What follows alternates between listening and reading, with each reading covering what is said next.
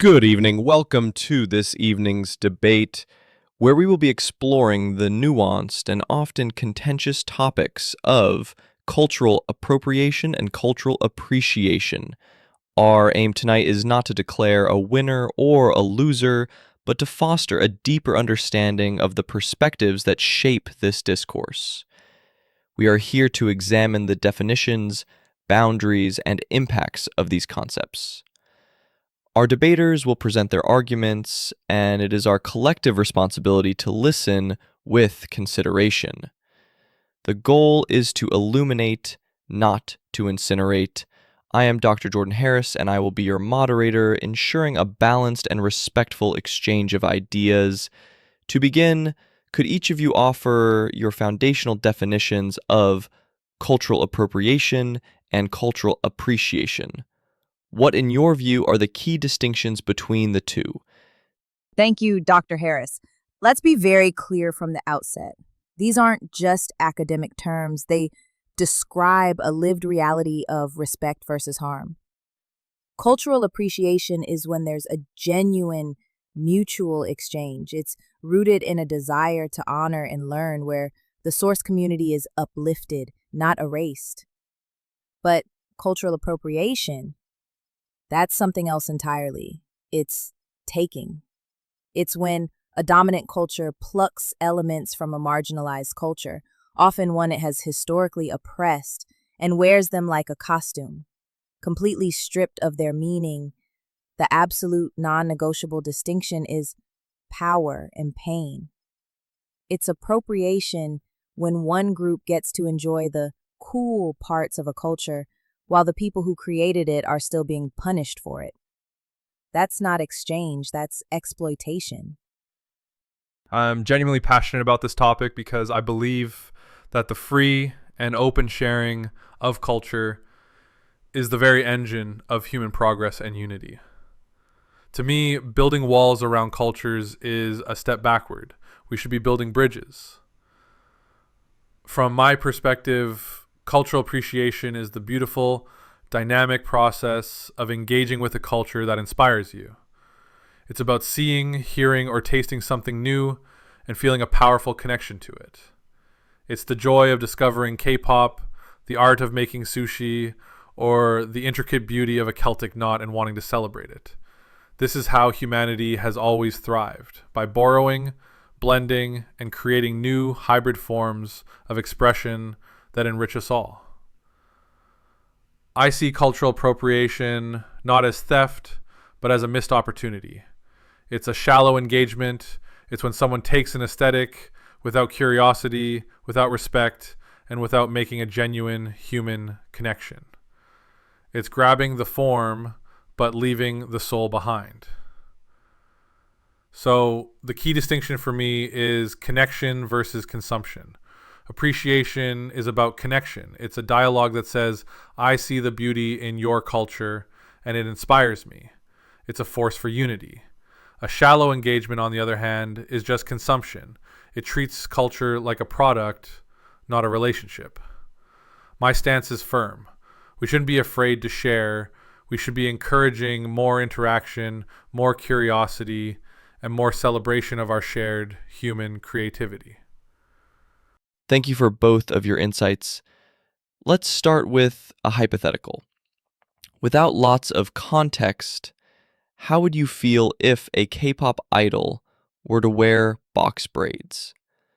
Dr. Harris, that's a scenario we see all too often, and frankly, my initial feeling is one of profound exhaustion. It's a deep, weary frustration. It's not about anger at the idol as an individual.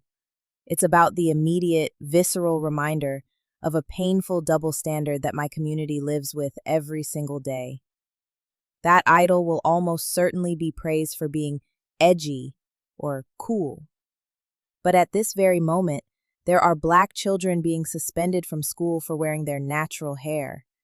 Black adults are told their braids or locks are unprofessional and can lose job opportunities. We are fighting for laws like the Crown Act just to exist without being penalized for the hair that grows out of our heads.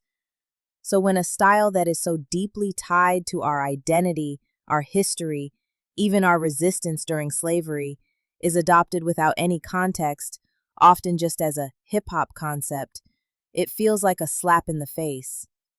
It reduces something we have fought to wear with pride into a disposable trend. It says our culture is a commodity, but our people and our struggles are invisible. That's why it's so deeply hurtful. It's not just hair, it's a symbol of a fight we are still fighting. I appreciate Amani's perspective, and I want to acknowledge the pain she's describing. It's real, and that discrimination is unacceptable. But my feeling when I see that K-pop idol is fundamentally one of hope. My heart actually leaps a little. To me, that is what connection looks like in our modern, globalized world. It's a young artist on the other side of the planet being so inspired by the beauty and power of a style that they want to participate in it, to celebrate it.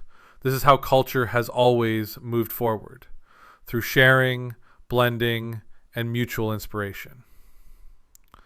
The problem isn't the sharing of the hairstyle. The problem is the prejudice that Imani rightly identifies. But we don't solve prejudice by building walls around our cultures and creating rules about who can participate. We solve it by tearing those walls down.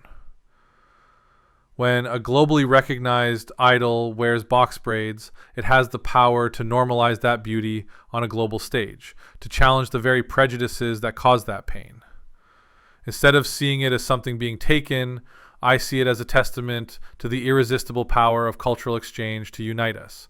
It's a step toward a world where those styles are seen as beautiful on everyone, without the painful double standard. Dr. Harris, I hear what Brian is saying, and I truly wish I could share that optimism. The idea of global connection is beautiful, but that hope feels like a fantasy when you're on my side of this power imbalance. Brian talks about normalizing these styles, but what does that actually mean in practice? It means a K-pop idol gets praised for being edgy, while a black child is sent home from school for the exact same hair. It means we endure the discrimination, the stereotypes, the professional penalties, so that the style can become safe enough for others to wear as a cool trend. That isn't connection. That's asking us to absorb the pain so that our culture can be consumed as fashion. So when I see that idol, I don't feel hope. I feel a deep, passionate frustration, because it's a glaring reminder that our culture is treated like a costume that can be put on. When that is all erased for a, quote, hip-hop concept, it's not a bridge of unity. It's a continuation of a pattern where our culture is considered a commodity, but our people and our struggles remain invisible. I hear Imani, and my heart genuinely aches to hear that pain.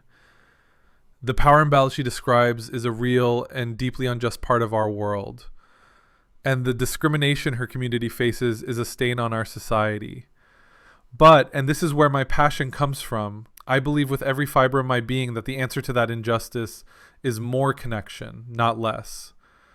It's more sharing, not building higher walls. Imani asks what normalizing means in practice. To me, it means creating a world where a black child is never sent home from school for their hair. And I believe the fastest way to get there is to have that hairstyle celebrated everywhere by everyone until the very idea of it being, quote, unprofessional becomes absurd to the entire world. What she sees as a costume, I see as a tribute. It is a testament to the undeniable power and beauty of black culture, a beauty so profound that it crosses oceans and inspires people who may have never even met a black person. When that idol wears those braids, millions of their fans ask, what is that style? Where did it come from?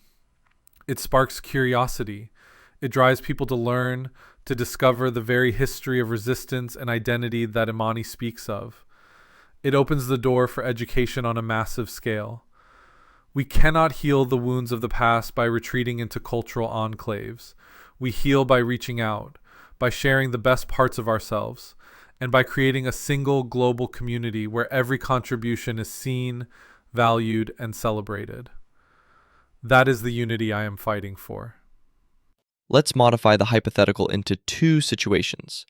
One is where the K-pop idol has a deep and rich understanding of Black culture and history. The other is where the K-pop idol enjoyed hip-hop while growing up. Dr. Harris, that's an excellent question because it forces us to move beyond intent and focus on impact. The two situations feel different, but they both reveal the core of the problem. In the first case, with the idol who has a deep and rich understanding, my passion comes from a place of asking, what do you do with that knowledge? If you truly understand the history of our hair being policed, of the fight for the Crown Act, of the pain of being called unprofessional, then wearing the braids can't just be a quiet personal choice. True appreciation becomes an act of solidarity. Are they using their massive platform to educate their fans about that history? Are they donating to organizations fighting hair discrimination? Are they actively uplifting the Black artists who created the culture they admire?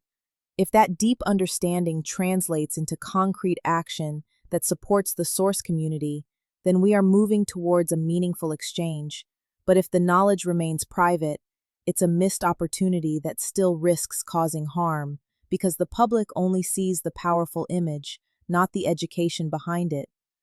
The second situation, where the idol just enjoyed hip-hop, is far more painful and, frankly, infuriating. This is the classic example of appropriation. It reduces our culture to a costume. It treats our identity as an aesthetic that can be put on to fit a concept and then discarded. Hip-hop is a culture born from Black struggle and resilience.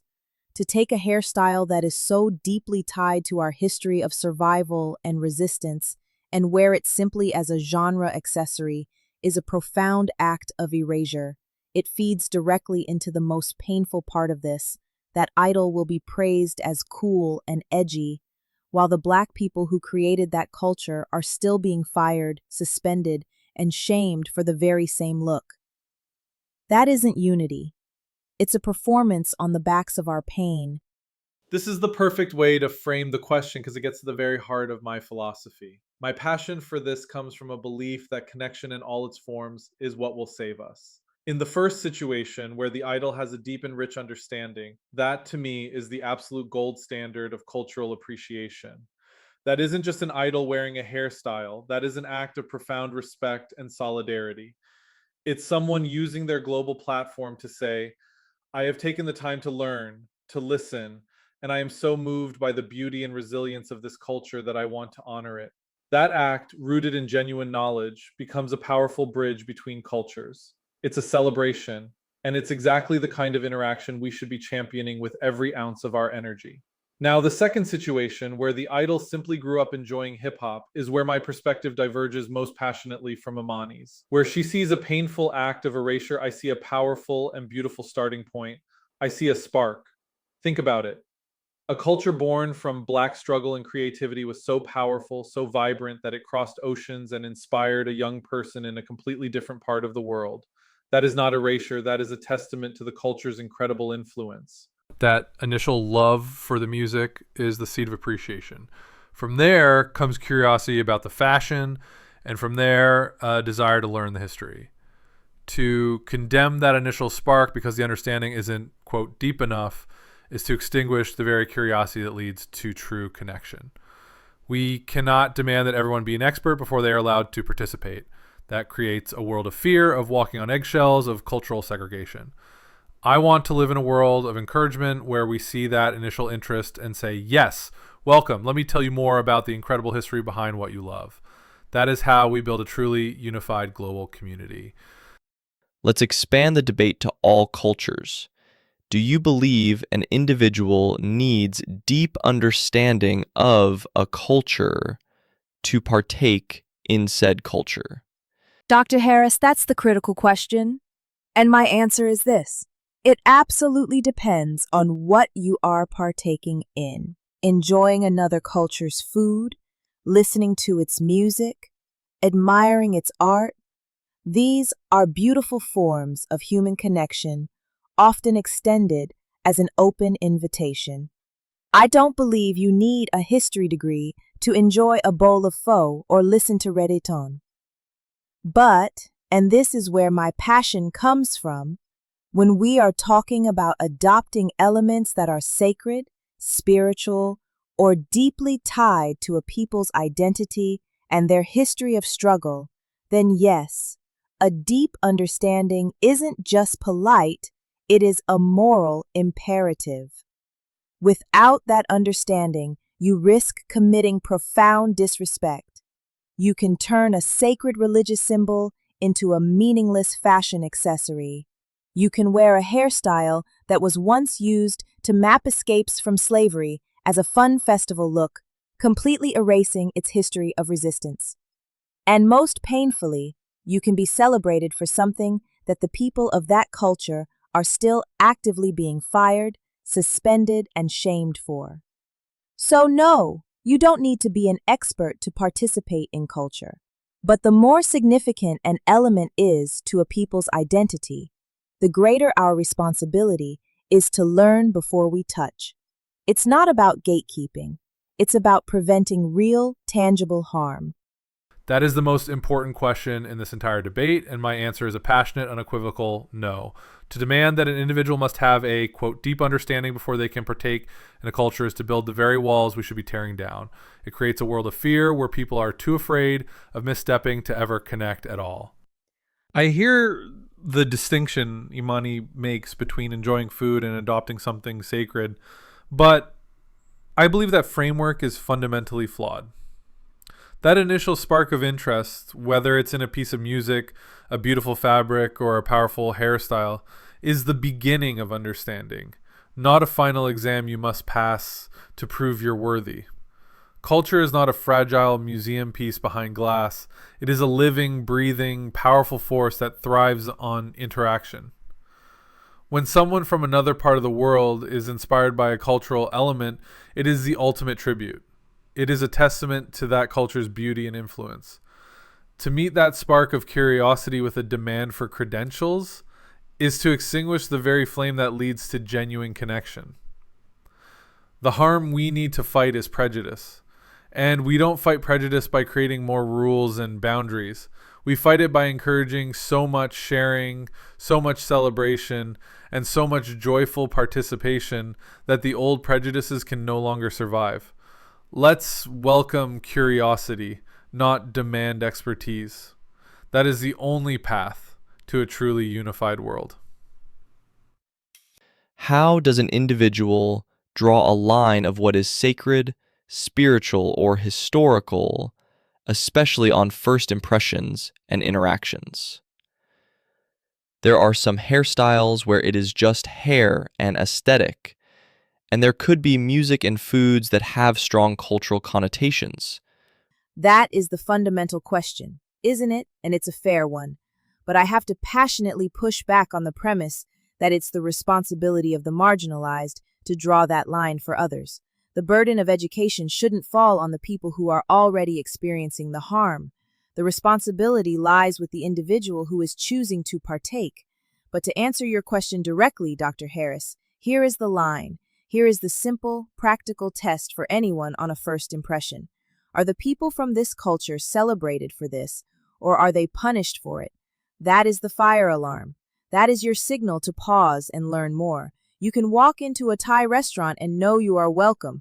The food is an invitation, but you cannot look at a black hairstyle and see it the same way, because that very hairstyle can get a black child suspended from school or a black woman fired from her job. That history of pain and discrimination changes the equation entirely.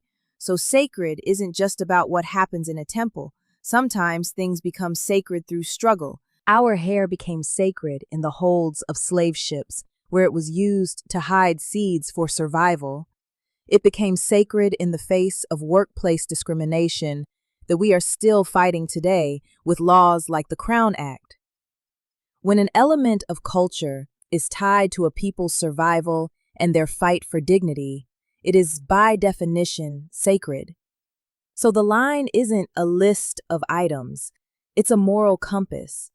And the first step in using it is to pause and ask, am I about to enjoy a privilege that comes at the cost of someone else's pain? Using your examples, well, if that Thai restaurant only had Thai people, is it okay and normalized for me to walk in? If I see a black child praised for their hairstyle and that is my entire context, is that good enough to appreciate the hairstyle as well? Those are excellent questions because they get to the very heart of this. But with all due respect to Brian, they present a false equivalency. Walking into a Thai restaurant is an act of participation, not appropriation. It's a business that is open to the public, inviting you in. Your patronage supports that family and their culture. It's a reciprocal, positive exchange. That is fundamentally different from taking a cultural element that is deeply tied to a history of oppression, where the originators are not benefiting, but are in fact still being harmed for it.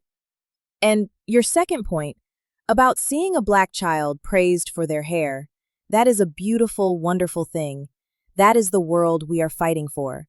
But to take that single, isolated moment and decide it is the entire context is to willfully ignore a mountain of painful, documented reality. For every one child who is praised, another is being sent home from school, told their hair is a distraction or a dress code violation. For every moment of joy, there is a history of pain that we are still fighting against today with laws like the Crown Act. You cannot cherry pick the one positive example that makes you feel comfortable and ignore the systemic injustice that my community faces every single day. True appreciation requires engaging with the whole complex story, the beauty, the joy, and the ongoing struggle for dignity and respect. Amani's passion is powerful, and she's speaking a fundamental truth about the injustices that exist. My heart aches for every single instance of discrimination she describes. But I believe her proposed solution, creating more rules and boundaries, will inadvertently reinforce the very divisions we're trying to heal. To her point about the Thai restaurant, she says it's an invitation. I passionately believe that a culture's art, its music, its style, that is also an invitation to the world. It is a declaration of beauty and identity. When someone across the globe is inspired by that beauty, it is a moment of profound human connection.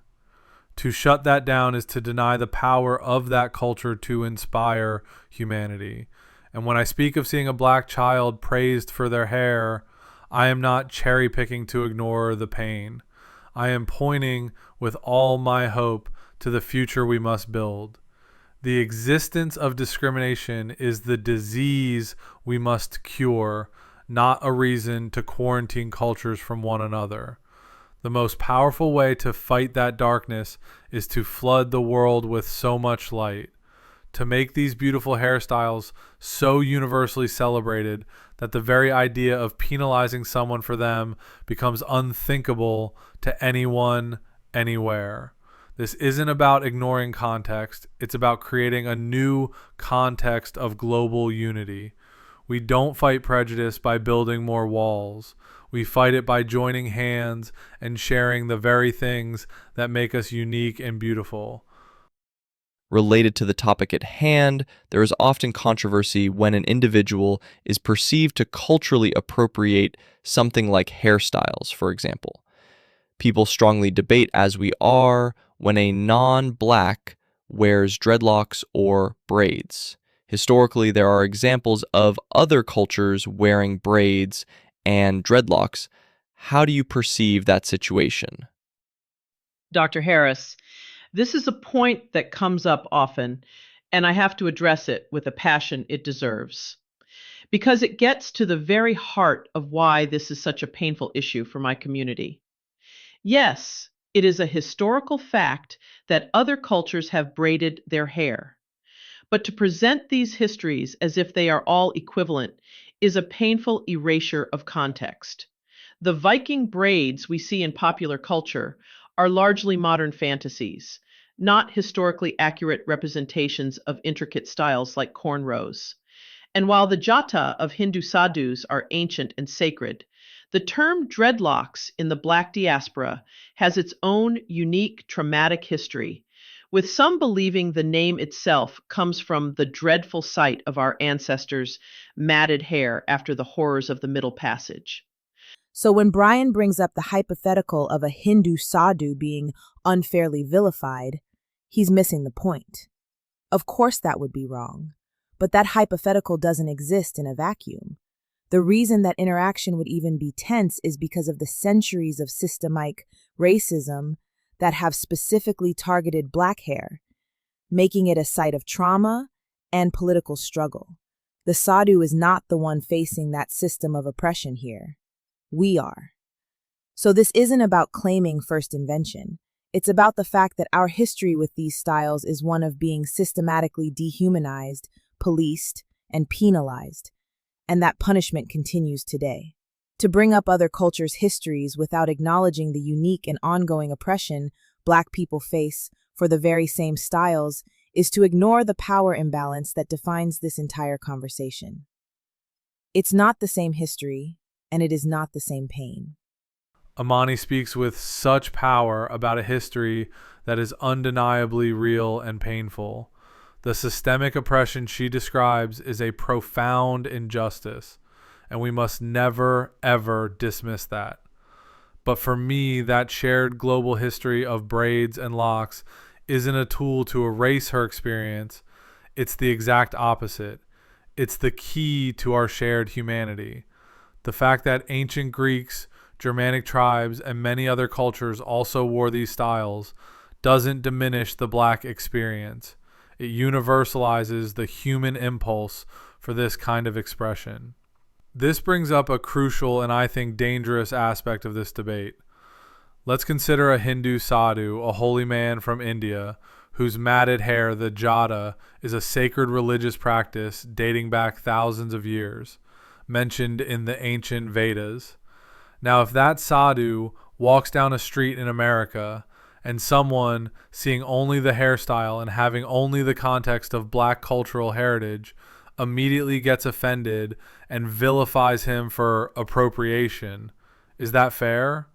Have we not just committed an injustice ourselves out of a well-intentioned but incomplete understanding? This is precisely why our first response cannot be offense. It must be curiosity. The fact that so many cultures found spiritual and artistic meaning in these styles is not a reason for division. It is a breathtaking testament to our shared human spirit. And Brian is right. It would be a profound injustice for a Hindu sadhu practicing his own ancient and sacred tradition to be vilified for it. No one should be attacked for their own culture. But my passion compels me to ask, why would that misunderstanding even be possible? Why is this conversation so charged that such a mistake could occur? It's because the entire landscape of this debate in the United States is defined by a specific, unique, and ongoing history of anti-Black racism. The anger and pain aren't about matted hair in the abstract. They are a direct response to a system that has historically and continues to this day policed and punished Black bodies for their hair. The sadhu in this example, while his tradition is ancient and must be respected, is not the target of that system in this country. His jata does not carry the weight of that specific oppression here, but Black people with locks face that system every single day. We are the ones who can be fired, suspended, or stereotyped for our hair.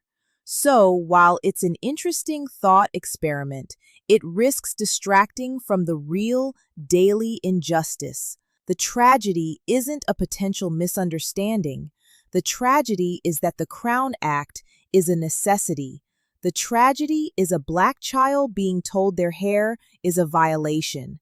That's where our focus must be. The hypothetical sadhu is an exception that proves the rule. The rule is that in America, this conversation is, and always has been, about the systemic oppression of Black people. Amani is absolutely right to bring the focus back to the systemic injustice that is the raw, beating heart of this issue in America. The pain she describes is the tragedy we must all confront, and my heart breaks for every instance of it.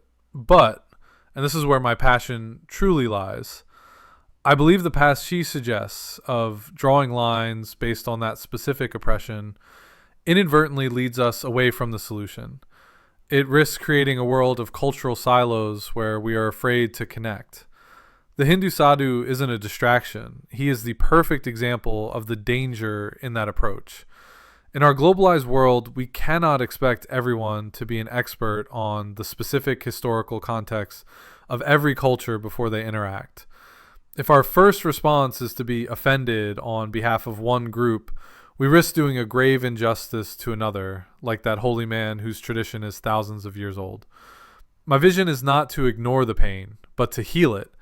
And we heal it by overwhelming the prejudice with connection. We make it impossible for a school to suspend a black child for her braids because those braids are being celebrated on every continent, in every culture, as part of our shared human story. We don't protect a culture by putting a wall around it. We protect it by making its beauty so universally understood that any act of prejudice against it becomes unthinkable. That is the unity I believe in. A unity built not on policing boundaries, but on dissolving them through radical, passionate, and fearless appreciation. Thank you to the both of you providing insights into both of your stances. To finish up the debate, I want your impressions on these. 1. Native Americans and indigenous people wearing braids and cornrows. 2. A mixed-race individual with white-passing skin color wearing braids, dreadlocks, or cornrows. 3. A white tourist getting their hair braided by a local in Africa. 4. A non-Asian wearing a kimono. 5. A non-Muslim woman wearing a hijab. Dr. Harris, thank you. These hypotheticals are crucial because they move us from theory to the real world where these issues live and breathe. I'll address each one with the passion this topic deserves. Native Americans and indigenous people wearing braids and cornrows. This is not appropriation. Full stop. It is a passionate, powerful affirmation of their own distinct cultural heritage. Braiding is an ancient practice in many indigenous cultures across the Americas, holding its own unique history and significance. The entire framework of appropriation is built on a dominant culture taking from a marginalized one. This is a case of a marginalized people expressing their own identity. To even compare this to the debate around black hair is a dangerous false equivalency that erases the unique traditions of indigenous peoples and deflects from the real issue of systemic anti-blackness. These scenarios get to the very heart of this debate, and I'm passionate about addressing each one through the lens of unity and connection. First, Native Americans and indigenous people wearing braids. This is the beautiful, living embodiment of culture. It is a sacred and powerful expression of identity, family, and history that should be honored and celebrated by all of us. For the Lakota, a braid can symbolize the unbreakable strength of community. This is the source, the powerful art that inspires the world. It's a testament to a resilient heritage that we should all be grateful to witness. A mixed-race individual with white-passing skin color, wearing braids, dreadlocks, or cornrows. This is an incredibly personal and complex journey, not a simple case of appropriation. If that individual has black ancestry, then these hairstyles are a part of their heritage. For many, especially those who are white-passing, wearing these styles is a profound and often difficult act of reclaiming an identity that society may try to deny them. It can be a way to combat the erasure and anti-blackness that exists even within their own families or other communities. Now, does their ability to pass as white afford them a privilege that a dark-skinned black person doesn't have? Absolutely. They may be shielded from the worst of the discrimination we face. But that doesn't make their connection to their own heritage invalid. It makes their situation complex, and it's a complexity we must respect, not judge from the outside. Second, a mixed-race white-passing person wearing these styles. This is precisely why policing culture is so dangerous and illogical. This individual is living their heritage. To tell them they cannot, based on their skin tone, is to enforce the very racial boundaries we should be dismantling. This person is a living bridge between cultures, and we should celebrate that, not try to tear it down. Their existence is a beautiful argument for a more blended and unified world. A white tourist getting their hair braided by a local in Africa. This is the classic example of cultural exchange, and it infuriates me that people use it to dismiss the reality of appropriation back home. In this context, the power dynamic is completely different. The tourist is a guest, directly supporting a local artisan from the source culture. There is consent and a reciprocal exchange. But the passion comes from this question. Why is that act seen as a beautiful exchange, while a black woman wearing the exact same braids in an American office is told she's unprofessional? The problem isn't the braid. The problem is the racist system she returns to. That tourist can take the braids out. We cannot take off our blackness when it becomes inconvenient. Third, a white tourist getting their hair braided in Africa. This is the absolute ideal of cultural exchange. It's a direct person-to-person connection. It's consensual, respectful, and it directly supports the local artist and her community. This isn't theft. It's a beautiful moment of shared humanity. It's a tourist returning home not just with a hairstyle, but with a memory, a story, and a personal connection that builds a bridge between their world and hers. A non-Asian wearing a kimono. Context is everything. Is it being worn with respect? To a formal event? With an understanding of its significance as a traditional garment? That leans toward appreciation. Or is it a cheap, polyester sexy geisha, Halloween costume that reduces a rich cultural tradition to a caricature? That is blatant, disrespectful appropriation. The line is drawn at respect versus mockery, honor versus trivialization. My passion comes from demanding that our cultural expressions, like intricate braids and locks which are just as significant, be given that same consideration instead of being treated as a disposable trend. Fourth, a non-Asian wearing a kimono. I see this as an act of admiration for the elegance and deep cultural significance of the kimono. When someone wears a kimono to a festival or a special event, they are often doing so to honor a culture they find beautiful. This act can spark a deeper curiosity, leading them to learn about Japanese art, history, and tradition. It's how cultural beauty spreads and enriches the entire world. A non-Muslim woman wearing a hijab. This is one of the most clear-cut examples of harmful appropriation. The hijab is not a fashion accessory. It is a profound symbol of faith and modesty, for which Muslim women are vilified, discriminated against, and even physically attacked across the Western world. For a non-Muslim celebrity to wear it for an edgy photo shoot is to make a mockery of that struggle. It's the ultimate exercise of privilege, to wear the symbol without ever having to bear the oppression that comes with it. It is a slap in the face to every Muslim woman who wears her faith with courage in a hostile world. This is precisely the harm we speak of, when an identity tied to struggle is treated like a costume by those who will never have to live the consequences. And finally, a non-Muslim woman wearing a hijab. This can be a profound act of solidarity and respect. Many Muslim women and men welcome this gesture, seeing it as an opportunity for others to understand their experience. It can be a powerful way to stand with a community that faces prejudice, or a personal choice for modesty that connects to traditions in many faiths.